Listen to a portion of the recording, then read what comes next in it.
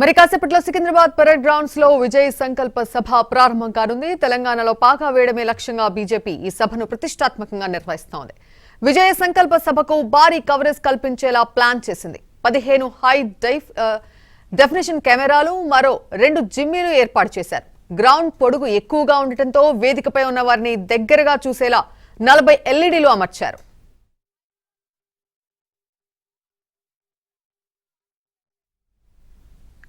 సభకు రాలేని వారి కోసం సోషల్ మీడియాలో విస్తృత ప్రసారానికి రంగం సిద్ధమైంది. ఫేస్బుక్, యూట్యూబ్, ఇన్స్టాగ్రామ్, ట్విట్టర్ ద్వారా ప్రచారం నిర్వహించనున్నారు. సోషల్ మీడియాలో జాతీయ వ్యాప్తంగా ట్రెండ్ అయ్యేలా కార్యాచరణ రూపొందించారు.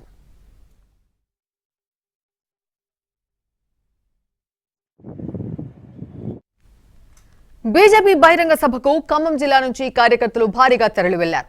జిల్లా నేతలు సభను ప్రతిష్టాత్మకంగా తీసుకుని కార్యకర్తలను పెద్ద ఎత్తున హైదరాబాద్ కు తరలించారు.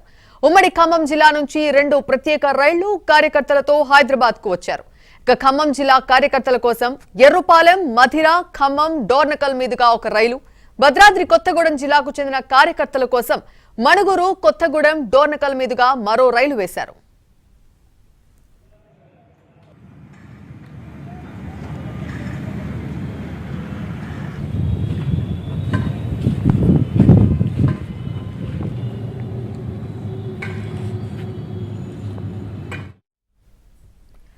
బీజేపీ విజయ్ సంకల్ప్ సభకు భారీగా ఏర్పాట్లు జరిగాయి. సభా ప్రాంగణంలో 4 వేదికలను ఏర్పాటు చేశారు. వీవీఐపీ వేదికపై మోదీ, అమిత్ షా, జేపీ నడ్డా, బండి సంజయ్, లక్ష్మణ్లు ఉంటారు. ఇక 2వ వేదికపై 18 రాష్ట్రాల సీఎంలు, కేంద్ర మంత్రులు కూర్చొనున్నారు. 3వ వేదికపై ఇతర రాష్ట్రాల నుంచి వచ్చిన ముఖ్య ప్రజాప్రతినిధులుంటారు. 4వ వేదికపై సాంస్కృతిక కార్యక్రమాలు నిర్వహిస్తారు.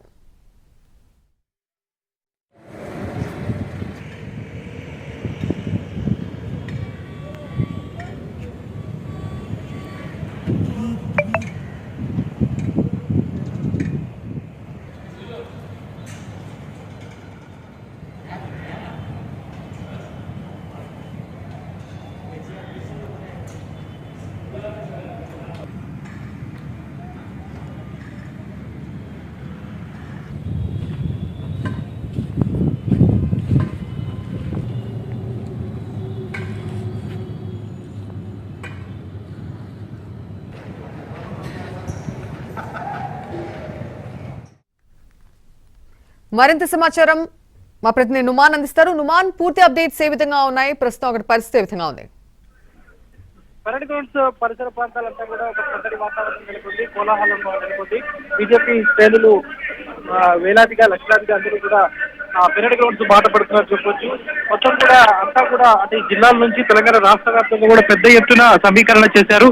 గత వారం 10 రోజుల ముందు నుంచే పెద్ద ఎత్తున ఏదైతే ఈ కార్యక్రమానికి సంబంధించి బహిరంగ సభకు సంబంధించి పెద్ద ఎత్తున ఏర్పాటు అయితే చేస్తున్నటువంటి పరిస్థితి కనిపిస్తుంది. దాదాపు పరేడ్ గ్రౌండ్ కెపాసిటీ చూసుకుంటే 4 లక్షల కెపాసిటీ. పూర్తిగా ఇది ఈ సామర్థ్యం నిలిచిపోయే అంటే ఇంతకు మించి ఎక్కువగా ఉంటుందని కూడా మనకి అర్థమవుతుంది. ప్రధానంగా ఏంటంటే పెద్ద ఎత్తున వస్తున్నటువంటి ఎవరైతే వాతావరణం ఒక కోలాహలం అయితే నెలకొందని చెప్పవచ్చు. పూర్తిగా అంటే మనము ఏబిఎన్ స్క్రీన్లో కూడా చూస్తున్నాము. వచ్చేటటువంటి ఏదైతే విజిటర్స్ అంతా కూడా ఇక్కడ పెద్ద ఎత్తున భారీ బందోబస్తును కూడా ఏర్పాటు చేసినటువంటి పరిస్థితి మనకు ఏబిఎన్ స్క్రీన్లో కనిపిస్తుంది. పూర్తిగా 3 అంచెల భద్రతా వ్యవస్థను ఇక్కడ రోడ్డు మీద ఏర్పాటు చేస్తే లోపల పూర్తిగా అయితే ఒక 4 అంచెల భద్రతా వ్యవస్థ ఉంది. సో వచ్చేటటువంటి వారి మీద ప్రతి ఒక్కరి మీద క్లోజ్గా మానిటరింగ్ చేస్తున్నటువంటి పరిస్థితి కూడా మనకు కనిపిస్తుందని చెప్పొచ్చు. ఇతర జిల్లా అంటే హైదరాబాద్, గ్రేటర్ హైదరాబాద్ పాటు రంగారెడ్డి, మేడ్చల్, వికారాబాద్, సంగారెడ్డి జిల్లాలతో పాటు ఇటు తెలంగాణ రాష్ట్ర వ్యాప్తంగా ఖమ్మం కానీ, భద్రాద్రి కొత్తగూడెం జిల్లా, ఆదిలాబాద్, నల్గొండ ఇలా అనేక జిల్లాల నుంచి దాదాపు వేలాది మంది వస్తున్నారు. సో వచ్చేటటువంటి కార్యకర్తలకు కానివ్వండి, వచ్చేటటువంటి ప్రజలకు కానివ్వండి ఎక్కడ కూడా ఇబ్బంది కలగకుండా, ఎటువంటి అవాంఛనీయ సంఘటనలకు తావు లేకుండా ఇటు పోలీసులు అయితే కట్టుదిట్టమైనటువంటి భద్రతను అయితే ఏర్పాటు చేశారు. మరోవైపు ఇక్కడ మనం చూస్తున్నాము ఏబిఎస్ స్క్రీన్లో కూడా. సో అత్యవసరం అయితే పూర్తిగా ఇక్కడ అంబులెన్స్లను కూడా సమీపంలో క్లోజ్గా అంటే ఏదైతే ఈ 10 గేట్ల వైపు సరౌండింగ్స్లో కూడా దాదాపు ప్రతి గేట్ వైపు దగ్గర కూడా 2-3 అంబులెన్స్లను ఏర్పాటు చేశారు. ఎందుకంటే పెద్ద ఎత్తున భారీగా జన సమీకరణ ఉంటుంది. సో భారీ స్థాయిలో ప్రజలు వస్తున్నారు. సో కార్యకర్తలు వస్తారు కాబట్టి సో ఏమైనా ఇబ్బంది జరిగితే మాత్రం వెంటనే అత్యవసరంగా తీసుకువెళ్ళడానికి ఇక్కడ అంబులెన్స్ సర్వీసులను కూడా ఏర్పాటు చేశారు. సో అదేవిధంగా ఇక్కడ చూసుకుంటే ప్రత్యేకంగా వాటర్ ట్యాంకులను కూడా ఏర్పాటు చేసినటువంటి పరిస్థితి కనిపిస్తుంది. హైదరాబాద్ నగర వ్యాప్తంగా ఇటు ఎల్బీ నగర్ నుంచి మొదలు పెడితే ఏదైతే ఇటు రాచకొండ కానివ్వండి, ఇటు గోల్కొండ, మణికొండ అనేక ప్రాంతాల నుంచి కూడా పెద్ద ఎత్తున కార్యకర్తలు అయితే వస్తున్నారు. ర్యాలీలతో కొంతమంది వస్తుంటే మరి కొంతమంది ఇటు బస్సుల ద్వారా వస్తున్నటువంటి సిచ్యువేషన్ అయితే కనిపిస్తుంది. సో వచ్చేటటువంటి వారికైతే ఘన స్వాగతం పలికే విధంగా అంటే విఐపీలు అటువైపు ఏదైతే గేట్ నెంబర్ 1, 2 నుంచి ఘన స్వాగతం పలికే విధంగా ఇప్పటికే పెద్ద ఎత్తున ఏర్పాట్లు చేస్తున్నారని చెప్పొచ్చు. మనం స్క్రీన్లో అయితే చూస్తున్నాము. సో పోలీసులు అయితే పటిష్టమైనటువంటి బందోబస్తును అయితే ఏర్పాటు చేశారు. మొత్తం ఈ పరిసర ప్రాంతాల్లోనే దాదాపు 4000 మందికి పైగా పోలీసులతో గస్తీ నిర్వహిస్తున్నారు. మరోవైపు ఎస్పీజీ, ఎన్ఎస్జీ, అదేవిధంగా గ్రే హౌండ్స్ బలగాలు కూడా పెద్ద ఎత్తున మోహరించాయని చెప్పొచ్చు. పూర్తిగా అంటే ఈ సరౌండింగ్స్ పరేడ్ గ్రౌండ్స్ పరిసర ప్రాంతాల్లో పూర్తిగా ఇక్కడ ఉన్నటువంటి రూఫ్ మీద ఎక్కేసి దాదాపు పెద్ద 10, 11, 12 అంతస్తుల్లో ఉన్నటువంటి భవనాల మీద ఎక్కేసి ఎన్ఎస్జీ, బ్లాక్ క్యాట్ కమాండోస్ పూర్తిగా క్లోజ్ గా మానిటరింగ్ చేస్తున్నారని చెప్పొచ్చు.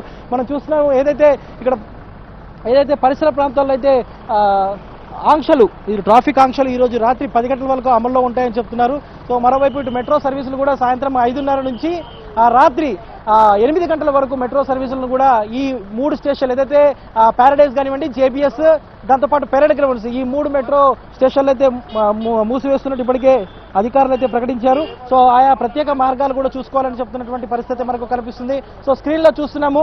లోపల వచ్చేటటువంటి వారి లోపల ఏదైతే ఎక్కడికక్కడికైతే గేట్లను అయితే ఏర్పాటు చేశారు. మొత్తం కూడా 9 గేట్ల ద్వారా వెళ్ళేటటువంటి వారు ఎవరైతే ఉన్నారో ఆ మార్గాల్లో వెళ్ళడానికి 9 గేట్ల ద్వారా పెడుతున్నారు. సో ఒక్కొక్క జిల్లా నుంచి అంటే మనం ఏదైతే ఇప్పుడు ప్రస్తుతం గేట్ నెంబర్ 9 దగ్గర ఉన్నాము. సో ఈ గేట్ నెంబర్ 9లో అంటే కొన్ని జిల్లాలకు కేటాయించారు. ఇటు హనుమకొండ, వరంగల్, దాంతోపాటు కరీంనగర్ కానివ్వండి, సిద్దిపేట, జగిత్యాల, ఇలా ఒక 4-5 జిల్లాల వాళ్ళు ఈ గేట్ నుంచి వెళ్లే విధంగా ఇక గ్రేటర్ హైదరాబాద్కు సంబంధించి రంగారెడ్డి, మేడ్చల్, వికారాబాద్, దాంతోపాటు ఏదైతే హైదరాబాద్ జిల్లాకు సంబంధించినటువంటి వారైతే వారు గేట్ నెంబర్ 4, 5, 6లో అలా వెళ్లే విధంగా ఒక్కొక్కరికి కొన్ని గేట్లను కేటాయించారు. ఎందుకంటే ఒకేసారి ఒకే ప్రాంతం నుంచి పెద్ద ఎత్తున వెళ్తే మాత్రం కొంతవరకు ఇబ్బంది ఉంటుంది. సో అలాంటి పరిస్థితులకు తావు లేకుండా ఏదైతే ముందస్తుగానే ఇటు పోలీసులు, ఇక్కడ ఈవెంట్ ఆర్గనైజేషన్స్ కూడా కొంతవరకు ముందస్తుగా కొన్ని జాగ్రత్త చర్యలు కూడా తీసుకున్నారని చెప్పవచ్చు. ఇటు ఏదైతే ఇటు బేగంపేట కానివ్వండి, రసూల్పుర, అదేవిధంగా ఇటు వెస్ట్ మారేడుపల్లి, ఈస్ట్ మారేడుపల్లి, దాంతోపాటు ఏదైతే ఇప్పుడు మనం చూస్తున్నాము పెరేడ్ గ్రౌండ్స్ పరిసర ప్రాంతాల్లో పెద్ద ఎత్తున ప్రస్తుతం అయితే ట్రాఫిక్ జామ్ అయింది. సో ఈ భారీగా ట్రాఫిక్ జామ్ అయినటువంటి నేపథ్యంలో ప్రజలు అవసరమైతే తప్ప అనవసరంగా ఎవరికి బయటికి రావద్దని కూడా ఇప్పటికే ఇటు ట్రాఫిక్ పోలీసులు కూడా పదే సూచిస్తున్నారు. రాత్రి ఏమైనా వర్క్ ఉంటే మాత్రం రాత్రి ఆఫ్టర్ 9 తర్వాత పెట్టుకోవాలి, కానీ ఆఫ్టర్ 8-8:30 వరకు మాత్రం ఎవరు అనవసరంగా బయటికి రావద్దు, వచ్చి ట్రాఫిక్ లో ఇబ్బందులు పడొద్దని కూడా పోలీసులు సూచిస్తున్నటువంటి పరిస్థితి కనిపిస్తుంది. మనం స్క్రీన్ లో కూడా చూస్తున్నాము ఎక్కడికక్కడ అయితే. రైట్ నుమాన్, మీరు హోల్డ్ లోనే ఉండండి. పీయూష్ గోయల్ మాట్లాడుతున్నారు, ఇప్పుడు లైవ్ చూద్దాం. जिसमें तेलंगाना के विषय में जो आज बहुत ही दुर्भाग्यपूर्ण स्थिति है, उसके बारे में उन्होंने देश के कोने कोने से आए हुए भारतीय जनता पार्टी के नेतागणों को अवगत कराया।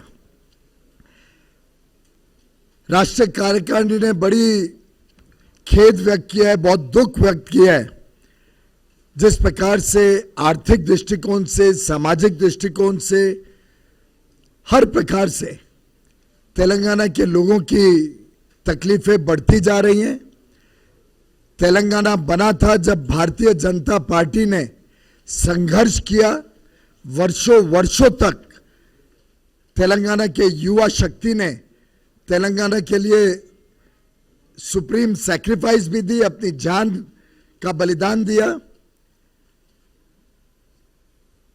बड़े संघर्ष के बाद एक ऐसा राज्य जिसकी संभावनाएं अपार थी, जिसमें अच्छी सरकार इस प्रदेश को देश का नंबर 1 स्टेट बना सकती थी, इस उम्मीद, इस आकांक्षा, इस अपेक्षा के साथ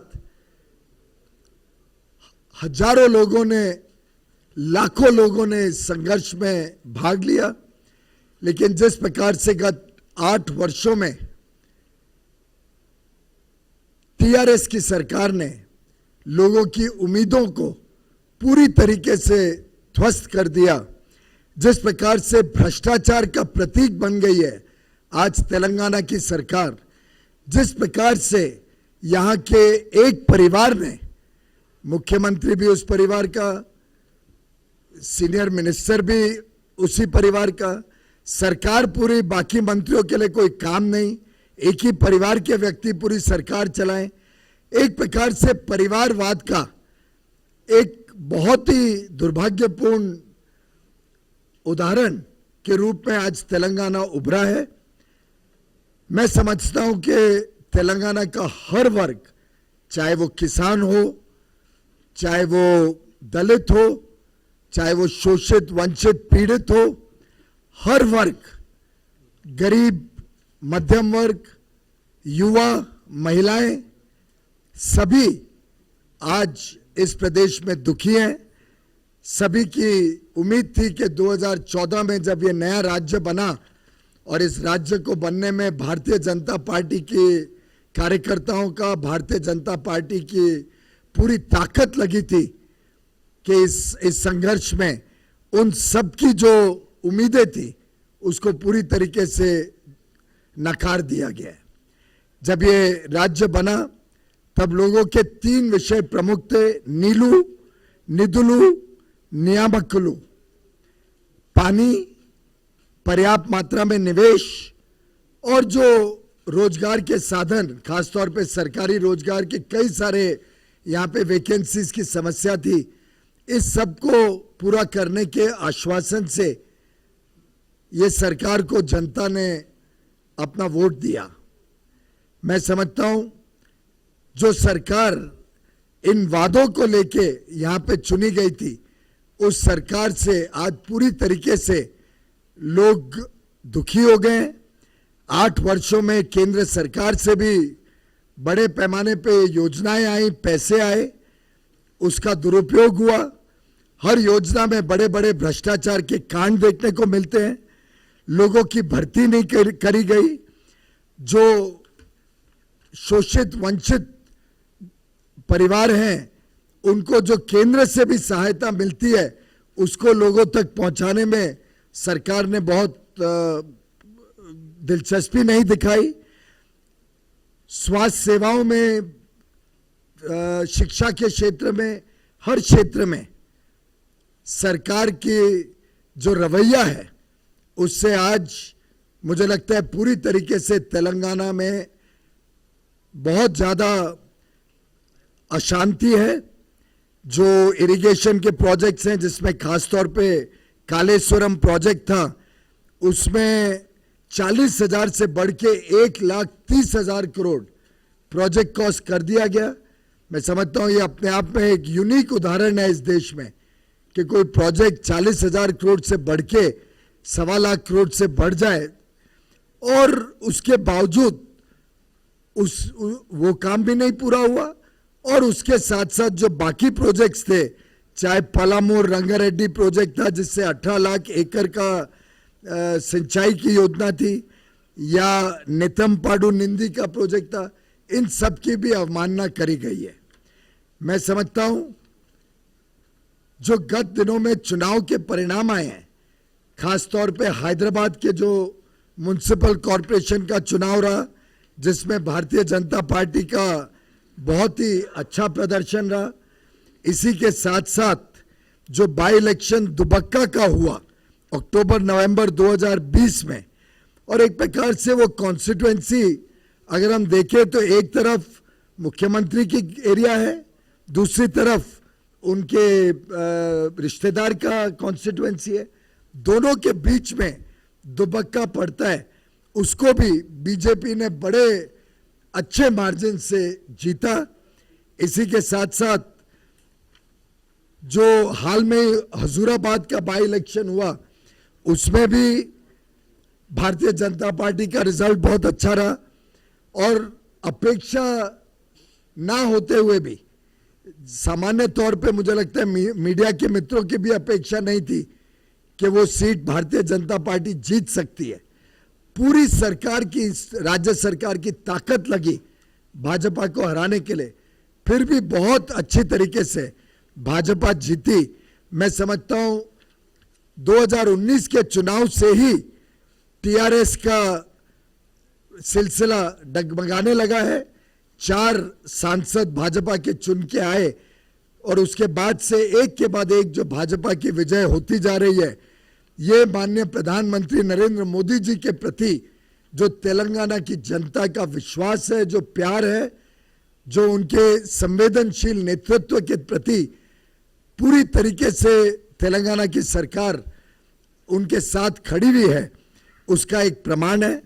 आगे आने वाले दिनों में स्पष्ट हो चुका है कि तेलंगाना में बदलाव के बादल आ रहे हैं, बदलाव स्पष्ट और निश्चित होने वाला है और भारतीय जनता पार्टी एक अच्छी, ईमानदार, संवेदनशील, जनता की आशाएं, अपेक्षाएं और उम्मीदों को पूरे करने वाली सरकार हमारे यहाँ के भारतीय जनता पार्टी के अध्यक्ष श्री बंडी संजय जी के नेतृत्व में, हमारे केंद्रीय मंत्री श्री किशन रेड्डी गारू के नेतृत्व में और लाखों कार्यकर्ताओं के खून पसीने से, उनके पूरे मेहनत से अब भारतीय जनता पार्टी तेलंगाना की भ्रष्ट और परिवारवाद से घिरी हुई सरकार को खत्म करके भाजपा प्रधानमंत्री मोदी जी के नेतृत्व वाली, प्रधानमंत्री मोदी जी के नेतृत्व वाली केंद्र सरकार और राज्य सरकार मिलके डबल इंजन सरकारें तेलंगाना की जनता की सेवा करने के लिए तत्पर है। बहुत बहुत धन्यवाद। धन्यवाद आदरणीय पीयूष जी। हमारे बीच